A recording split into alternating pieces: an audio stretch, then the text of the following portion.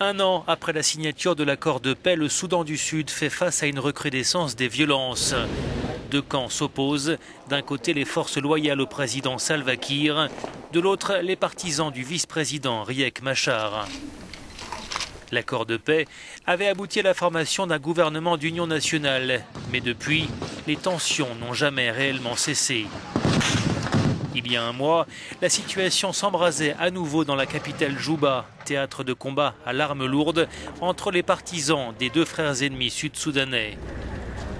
Des combats qui en quelques jours faisaient plus de 300 morts, faisant craindre une reprise de la guerre civile qui avait débuté en décembre 2013 sur fond de rivalité ethnique et de lutte de pouvoir. Ces violences ont fait des dizaines de milliers de morts et quelques 2,5 millions de déplacés. La grande majorité a fui en Éthiopie. La région de Gambela, près de la frontière, accueille ainsi quelques 270 000 Sud-Soudanais. D'autres ont pris la direction de l'Ouganda, qui compte aujourd'hui quelques 52 000 réfugiés. Leur nombre a doublé après les violences du mois dernier. Un afflux constaté aussi au Kenya et au Soudan.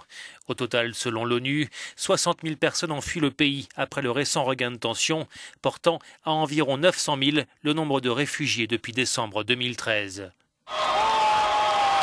Indépendant depuis 2011, après plus de 20 ans de guerre avec Khartoum, le Soudan du Sud se classe aujourd'hui parmi les pays ayant les plus hauts niveaux de déplacement de population induits par le conflit.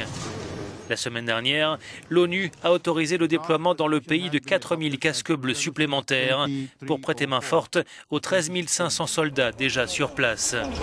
Un contingent critiqué pour son inaction face aux pillages, viols et meurtres qui se multiplient à Djouba.